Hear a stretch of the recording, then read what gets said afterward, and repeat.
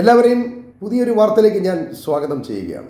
യുദ്ധവും നാശവും അവസാനിപ്പിക്കാൻ ട്രംപ് ഏത് വിട്ടുവീഴ്ചയ്ക്കും തയ്യാറാകുന്ന അവസ്ഥയിൽ 3 പ്രധാന നിബന്ധനകളാണ് ഇറാൻ മുന്നോട്ട് വയ്ക്കുന്നത്. അതിലാദ്യത്തേത് ഇറാന്റെ പരമാധികാരം അംഗീകരിക്കണം എന്നതാണ്. അതിനർത്ഥം ഇറാൻ സർവ്വസ്വതന്ത്രമായിരിക്കണം എന്നാണ്. അവർ ആയുധങ്ങളും മിസൈലുകളും ഉണ്ടാക്കും, ആണവായുധം ഉണ്ടാക്കും, പക്ഷേ അതിൽ അമേരിക്ക ഇടപെടരുത്. അതിൻ്റെ പേരിൽ ഒരു ഉപരോധവും പാടില്ല. പിന്നെയുള്ളത് അമേരിക്കയും ഇസ്രയേലും മേലിൽ ഇറാനെ തൊടാൻ തയ്യാറാകില്ല എന്ന് ഒരു അന്താരാഷ്ട്ര ഉറപ്പ് വേണമെന്നുള്ളതാണ്. അത് ലോകരാജ്യങ്ങളെ ഇറാനൊപ്പം നിർത്താനുള്ള ഒരു തന്ത്രമായിട്ട് വേണം കാണാൻ. യഥാർത്ഥത്തിൽ ഇതിന് പ്രത്യേകിച്ച് ഉറപ്പൊന്നും ഇറാന് ഇനി ആവശ്യമില്ല.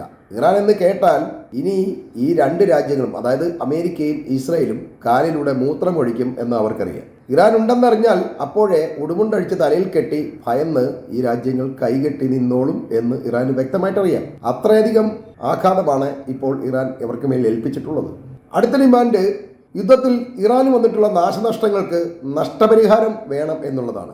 ഇത് വളരെ പരിഹാസ്യമായ, അല്ലെങ്കിൽ അമേരിക്കയെ പരിഹസിക്കുന്ന ഒരു കാര്യമാണ്. ഇറാൻ ഇത് ചുമ്മാ പറയുന്നതാണെന്ന് നമുക്ക് വ്യക്തമായി മനസ്സിലാക്കാൻ കഴിയും. ഇറാന് മേലെയുള്ള ഉപരോധങ്ങൾ നീക്കുന്നതുൾപ്പെടെയുള്ള ആദ്യത്തെ നിബന്ധനകൾ അംഗീകരിച്ച് കിട്ടാൻ വേണ്ടിയാണ് നഷ്ടപരിഹാരം എന്ന ആവശ്യം അവർ മുന്നോട്ട് വയ്ക്കുന്നത്. അത് പിന്നീട് അവർ പിൻവലിക്കാനാണ് സാധ്യത. കേൾക്കുമ്പോൾ വളരെ സിമ്പിളായ ആവശ്യങ്ങളായി ഇതിനെ നമുക്ക് കാണാൻ കഴിയും. എന്നാൽ ഇതിൽ ഒളിഞ്ഞിരിക്കുന്നത് മിഡിൽ ഈസ്റ്റിലെ ഇറാന്റെ പരമാധികാരം എന്ന യാഥാർത്ഥ്യമാണ്. ഇറാന്റെ അംഗീകാരമില്ലാതെ അമേരിക്കയ്ക്കോ യൂറോപ്പിനോ മിഡിൽ ഈസ്റ്റ് രാജ്യങ്ങളിൽ സ്വാധീനം അർപ്പിക്കാൻ കഴിയില്ല എന്നതും ഇതിൻ്റെ പിന്നിലുള്ള ഒരു കെണിയാണ്. ഇസ്രായേൽ എന്ന രാജ്യത്തിൻ്റെ വളർച്ചയും ശക്തിയും കുതന്ത്രങ്ങളും ഈ കരാർ വന്നാൽ അവസാനിക്കും എന്നുള്ളതാണ് ഇതിൻ്റെ മറ്റൊരു പ്രശ്നം. ഇസ്രായേൽ ഇനി ഒരിക്കലും ഒരു ശക്തിയായി വളരാൻ അറബ് രാജ്യങ്ങൾ അനുവദിക്കില്ല എന്ന സത്യമാണ്. ഇങ്ങനെ ഒരു കരാർ വരാതിരിക്കാനും എങ്ങനെയും യുദ്ധം നാണക്കേടില്ലാതെ അവസാനിപ്പിക്കാനും ട്രംപ് ഇപ്പോൾ ഓടി നടന്ന് ശ്രമിക്കുന്നത്. അതിനുവേണ്ടി റഷ്യയുടെയും ചൈനയുടെയൊക്കെ കാല് പിടിക്കാൻ വരെ ട്രംപ് തയ്യാറാണ്. ഏതെങ്കിലും തരത്തിൽ ഇറാനെ ഒന്ന് പറഞ്ഞ് ആശ്വസിപ്പിച്ചുകൊണ്ട് ഈ യുദ്ധത്തിൽ നിന്നും തങ്ങൾക്കൊരു മോചനം വേണം എന്ന് ട്രംപ് ലോകം മുഴുവൻ കരഞ്ഞപേക്ഷിക്കുകയാണ്.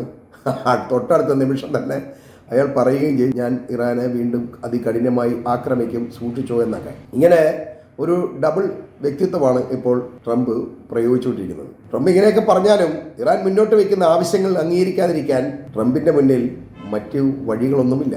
ഓരോ ദിവസവും താമസിക്കുന്തോറും അമേരിക്കയ്ക്കും ഇസ്രയേലിനും വരുന്ന നഷ്ടങ്ങളുടെ വ്യാപ്തി ഇറാൻ വർദ്ധിപ്പിച്ചുകൊണ്ടിരിക്കുകയുമാണ്. അമേരിക്ക എത്ര ശ്രമിച്ചിട്ടും ചർച്ചകൾക്ക് ഇറാൻ മുന്നോട്ട് വരാത്തതിനും അവർ ആക്രമണം രൂക്ഷമാക്കുന്നതിനും പിന്നിൽ ഇറാൻ പറയുന്ന ഒരു പ്രധാന കാരണമുണ്ട്. അത് ചർച്ച നടത്തിയിരുന്ന ആളെ അവർ കൊന്നു, അതിനാൽ ബോംബ് നിർമ്മിക്കുന്നയാൾ എത്തി എന്നാണ്. ഇത് വളരെ വിചിത്രമായി തോന്നാം. ഇറാന്റെ പരമോന്നത നേതാവായിരുന്ന ആയത്തുള്ള അലി ഖാംനെയെ കൊലപ്പെടുത്തിയതിൻ്റെ പ്രതികാരമായിട്ട് വേണം ഇറാൻ നിലവിട്ട് മുഴുവൻ മിഡിൽ ഈസ്റ്റ് രാജ്യങ്ങളെയും ആക്രമിക്കുന്നത് എന്ന് നമ്മൾ മനസ്സിലാക്കണം. പകരം വന്നത് അദ്ദേഹത്തിൻ്റെ മകനും വിട്ടുവീഴ്ചയില്ലാത്ത ആളുമായ ആയത്തുള്ള അലി മുജ്തബ ഖമേനിയാണ്. സ്വന്തം ബാപ്പായെ കൊന്നാൽ ആരും സമ്മതിക്കില്ലല്ലോ. അതുകൊണ്ട് ശത്രുക്കളോട് ഏത് രീതിയിലും അയാൾ പകരം വീട്ടാൻ ശ്രമിക്കുന്നു. അവർക്ക് മേൽ യാതൊരു വിട്ടുവീഴ്ചയും ചെയ്യാൻ ഇത്തരക്കാർ തയ്യാറാവില്ല. അതുകൊണ്ട് തന്നെ ആണവായുധങ്ങൾ കൈവശം വയ്ക്കുന്നത് ഇറാന്റെ പരമാധികാര അവകാശമാണെന്നും അത് ചർച്ചകൾക്ക് വിധേയമല്ലെന്നും പ്രഖ്യാപിച്ചുകൊണ്ട് ഇറാന്റെ ആണവ പദ്ധതികൾ നിർത്തലാക്കുന്നതുമായി ബന്ധപ്പെട്ട എല്ലാ അന്താരാഷ്ട്ര കരാറുകളും റദ്ദാക്കാൻ മുജ്തബ ഖമേനി ഇപ്പോൾ ഉത്തരവിട്ടിരിക്കുകയാണ്. വന്മാരുമായിട്ടൊന്നും ഒരു കരാറിൻ്റെ ആവശ്യമില്ല, ഞങ്ങൾ തോന്നിയത് ചെയ്യും, തോന്നിയ പോലെ ഞങ്ങൾ അണുവായുധം ഉണ്ടാക്കും, ആയുധങ്ങളുണ്ടാക്കും, ധൈര്യമുള്ളവൻ ചോദിക്കാൻ പാടാ എന്ന ഒരു കടുംപിടുത്തമാണ് ഇപ്പോൾ ഈ മുജ്തബ പ്രഖ്യാപിച്ചിരിക്കുന്നത്.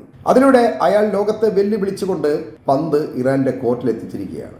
ഇങ്ങനെയൊരു ഗെയിം കളിക്കുക മാത്രമല്ല, കളിയിൽ ജയം നേടണമെങ്കിൽ കേവലം ആയുധങ്ങൾ മാത്രം പോരാ, അതിന് മറ്റ് ചില സൗകര്യങ്ങൾ കൂടി സ്വന്തം ആവനാഴിയിൽ ഉണ്ടെന്നുള്ളതാണ് ഇറാൻ ഈ കളിയിൽ ജയിക്കും എന്ന് പറയാൻ കാരണം. ഇറാന്റെ ആയുധശക്തിയെ മറികടക്കുന്ന, നമ്മുടെ ആരുടെയും ശ്രദ്ധയിൽപ്പെടാത്ത മറ്റൊരു ആയുധം അവർക്ക് തുണയായിട്ടുള്ളത് കൊണ്ടാണ് അവർ കൂടുതൽ കരുത്താർജിക്കുന്നത് എന്ന് നമ്മൾ മനസ്സിലാക്കണം. അത് എണ്ണയോ യുദ്ധവിമാനങ്ങളോ ആയുധങ്ങളോ ഒന്നുമല്ല, പകരം അവരുടെ ജലപാതകളാണ്. ഈ ജലപാതകൾക്ക് കരുത്തുണ്ടെന്ന് ഇറാനും അവരുടെ പ്രോക്സികളും ഇന്ന് ലോകത്തിന് മനസ്സിലാക്കി കൊടുക്കുകയാണ്. ഏഷ്യയും പടിഞ്ഞാറൻ രാജ്യങ്ങളും ചലിക്കണമെങ്കിലോ അവരുടെ സാമ്പത്തിക നില തകരാതെ നിൽക്കണമെങ്കിലോ യമന്റെ സമീപമുള്ള ചെങ്കടൽ കപ്പൽ പാതകളിലും ഇറാന്റെ കൈവശമുള്ള ഹോർമുസ് ഇടനാഴിയിലും സുഗമമായും സ്വതന്ത്രമായും വ്യാപാര കപ്പലുകൾക്ക് വഴി നടക്കേണ്ടതുണ്ട് എന്ന് നമ്മൾ മനസ്സിലാക്കണം. ഹമാസ് ഇസ്രായേൽ യുദ്ധത്തിൽ ഹൂത്തികൾ ഈ രണ്ട് വാതിലുകളിൽ ഒന്നായ ചെങ്കടൽ അടച്ചതോടെ ആഫ്രിക്ക ചുറ്റി വരേണ്ട ഗതികളിൽ കച്ചവട ലോകം കൂടുതൽ സാമ്പത്തിക ഭാരവും നഷ്ടവും അനുഭവിക്കേണ്ടി വന്നത് നമ്മളെല്ലാവരും കണ്ടതാണ്. അന്ന് പല രാജ്യങ്ങളും സാമ്പത്തിക മാന്ദ്യത്തിന്റെ വക്കിലേക്ക് നീങ്ങുന്നു എന്ന് മനസ്സിലാക്കിയപ്പോഴാണ് ചെങ്കടൽ തുറന്നു കിട്ടാൻ വേണ്ടി ട്രംപ് ഹൂത്തികളുമായി കരാർ ഒപ്പുവെച്ചത് എന്ന് ഈ അവസരത്തിൽ നമ്മൾ ഓർമ്മിക്കേണ്ടതുണ്ട്. എന്നാൽ ചെങ്കടലിനേക്കാൾ പ്രാധാന്യം ഹോർമുസ് കടൽ വഴികളാണ് എന്ന യാഥാർത്ഥ്യം ലോകത്തിന് മനസ്സിലാക്കി കൊടുക്കാൻ ഇറാന് ചെലവഴിക്കേണ്ടി വന്നത് അവരുടെ പട്ടിണിയുടെയും കഷ്ടപ്പാടിന്റെയും 35 ഉപരോധ വർഷങ്ങളാണ്. ഇപ്പോൾ ഹോർമുസ് ഇടനാഴി ഇറാൻ അടച്ചതോടെ ലോകരാഷ്ട്രങ്ങൾ കടുത്ത സാമ്പത്തിക അന്ധകാരത്തിലേക്ക് വീഴുന്നു എന്ന ഭയം ഓരോ ദിവസവും വർദ്ധിക്കുകയാണ്. മിഡിൽ ഈസ്റ്റിലെ സമ്പന്നരായ അറബ് രാജാക്കന്മാർ ക്രൂഡ് ഓയിൽ വിൽക്കാൻ കഴിയാത്തതിൽ കടുത്ത നിരാശയിലാണ്. 2-3 മാസം ക്രൂഡ് ഓയിൽ വിറ്റില്ലെങ്കിൽ അതോടെ ഈ അറബ് രാജാക്കന്മാരെല്ലാം പട്ടിണിയാകും, ദരിദ്രരാകും എന്നൊക്കെ പറയുന്ന എന്നെപ്പോലുള്ള യൂട്യൂബർ വിഡ്ഢികൾക്ക് എത്ര വിവരമുണ്ട് എന്ന് ചിന്തിക്കുന്നവരുണ്ടാകാം. എന്നാൽ ഞാൻ പറയുന്നത് 2-3 അല്ല, ഇനി 1 കൊല്ലമോ 2 കൊല്ലമോ ക്രൂഡ് ഓയിൽ വിറ്റില്ല എന്നുണ്ടെങ്കിൽ അറേബ്യൻ സുൽത്താൻമാർ പട്ടിണിയാകുമെന്നോ അതോടെ അവർ പിച്ചപ്പാളി എടുക്കുമെന്നോ ആരും വിശ്വസിക്കേണ്ടതില്ല എന്നാണ്. പകരം ഒരുപക്ഷെ അവരുടെ ജീവൻ തന്നെയാവും നഷ്ടപ്പെടുക. അതിന് കാരണം രാജ്യത്തിന്റെ സാമ്പത്തിക വരുമാനം നിലയ്ക്കുന്നതോടെ വികസന പ്രവർത്തനങ്ങൾ തകരാറിലാവുകയും ജനങ്ങൾക്ക് പണലഭ്യത കുറയുകയും ചെയ്യുമ്പോൾ സ്വാഭാവികമായും രാജ്യത്ത് കലാപങ്ങൾ പൊട്ടിപ്പുറപ്പെടും. ജനങ്ങൾ അസ്വസ്ഥരാകും. അറബ് രാജ്യങ്ങൾ ഏതാനും കുടുംബങ്ങളുടെ കുത്തകളായി ഭരിച്ചുകൊണ്ടിരിക്കുകയാണ് എന്ന് നമ്മൾ ഓർക്കണം. സിറിയയിലും ലിബിയയിലും ഇറാഖിലുമെല്ലാം കുടുംബാധിപത്യമാണ് തകർത്തത്. അമേരിക്കൻ സഹായത്തോടെ അവിടുത്തെ വിമതർ തന്നെയാണ് അവിടെ പ്രശ്നങ്ങൾ ആരംഭിച്ചതും ഈ ഭരണകൂടങ്ങളെ അട്ടിമറിക്കാനും അതിൻ്റെ നേതാക്കന്മാരെ കൊല്ലാനും കാരണമായത്. അതല്ലാതെ ജനാധിപത്യ സർക്കാരുകളെയല്ല. സൗദി, ഖത്തർ, UAE രാജ്യങ്ങളും ഇതുപോലെ തന്നെ കയ്യാലപ്പുറത്തെ തേങ്ങകളാണ് എന്നോർക്കണം.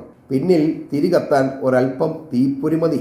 ആ തീപ്പൊരിയാണ് ഇറാന്റെ ഹോർമുസ് കടൽ ഉപരോധം എന്നും അറിയുക.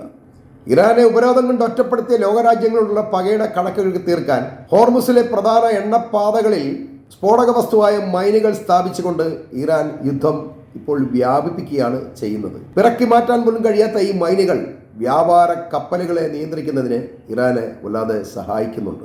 യൂറോപ്പിന്റെ അമേരിക്കയുടെ യുദ്ധക്കപ്പലുകളുടെ അകമ്പടിയോടെ ഇറാന്റെ സമീപമുള്ള ഹോർമുസ് കടൽ വഴികൾ ബലമായി തുറന്ന് കപ്പലുകൾ കടത്തിവിടും എന്ന ട്രംപിന്റെ വീമ്പടിക്ക് മറുപടിയായാണ് ഇറാന്റെ മൈൻ വിതരണ സന്ദേശം എത്തിയിട്ടുള്ളത്.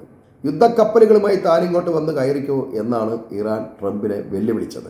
തന്നെയുമല്ല, വെടിക്കെട്ട് പുരയ്ക്ക് തീ കൊടുക്കുന്നത് പോലെ തായ്ലൻഡ്, ജപ്പാൻ, മാർഷൽ ഐലൻഡ് രാജ്യങ്ങളുടെ 3 കപ്പലുകളെ ആക്രമിച്ചുകൊണ്ട് ഇറാൻ പറഞ്ഞത് എണ്ണക്ഷാമം നേരിടുന്ന സ്ഥിതിക്ക് ഇനി മുതൽ ബാരൽ ഒന്നിന് $200 എണ്ണ വാങ്ങാൻ എല്ലാവരും തയ്യാറായിക്കോ എന്നാണ്. അവർ അതിനെ വ്യക്തമാക്കുന്നത് ഇറാന്റെ അനുമതിയില്ലാതെ ഒരു തുള്ളി എണ്ണ മിഡിൽ ഈസ്റ്റിൽ നിന്നും ഒരുത്തനും കൊണ്ടുപോകില്ല എന്ന ഭീഷണിയാണ് അവർ ഉയർത്തിയിരിക്കുന്നത്. ഇത് ലോകത്തിന് ഒരിക്കലും ചിന്തിക്കാൻ കഴിയാത്ത ഒരു വിലയാണ്. ബാരലിന് $200 എണ്ണ വാങ്ങുക എന്നൊക്കെ പറയുമ്പോൾ നമ്മുടെ നാട്ടിൽ 1 ലിറ്റർ എണ്ണയ്ക്ക് 300 രൂപയൊക്കെ കൊടുക്കേണ്ടി വരും. എണ്ണയില്ലാതെ വാഹന ഗതാഗത ലോകം നിശ്ചലമാവുക എന്നത് നിസ്സാരമായ കാര്യമൊന്നുമല്ല. ഹോർമുസ് കടലിടുക്ക് അടയ്ക്കുക എന്ന ഇറാന്റെ ആയുധ പ്രയോഗത്തിൽ ലോകം മുട്ടുകുത്തി വീണത് നമുക്കിപ്പോൾ കാണാൻ കഴിയും. നമ്മുടെ നാട്ടിൽ പോലും ഗ്യാസ് ക്ഷാമം അനുഭവിച്ചു തുടങ്ങിയതോടെ ഹോട്ടലുകൾ പോലുള്ള വ്യാപാര സ്ഥാപനങ്ങൾ അടച്ചു തുടങ്ങുകയാണ്.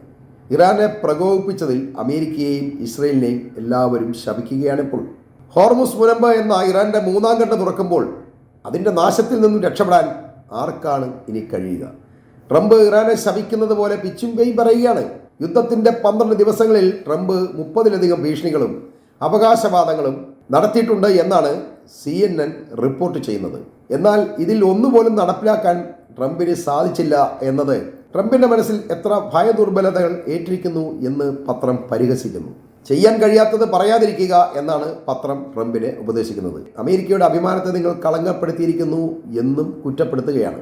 11 ദിവസത്തെ പോരാട്ടത്തിന് ശേഷം ഇസ്രായേലിന് 9115 മിസൈൽ നാശനഷ്ടങ്ങളാണ് സംഭവിച്ചിട്ടുള്ളത് എന്നാണ് അവർ ഔദ്യോഗികമായി പുറത്തുവിടുന്ന ചില കണക്കുകളിൽ സൂചിപ്പിക്കുന്നത്. 6586 കെട്ടിടങ്ങൾ, 1044 പ്രധാന സർക്കാർ വസ്തുക്കൾ, കൂടാതെ അവയോട് അനുബന്ധിച്ച കണക്കില്ലാത്ത ഉപകരണങ്ങൾ, 11485 വാഹനങ്ങൾ, ഇവയെല്ലാം ഇസ്രയേൽ പുറത്തുവിട്ട കണക്കുകളിലുള്ളതാണ്. എന്നാൽ ഇതിലും എത്രയോ അധികം നഷ്ടങ്ങളാവും ഇതുവരെ ഇസ്രയേലിന് സംഭവിച്ചിട്ടുള്ളത് എന്നും അറിയുക.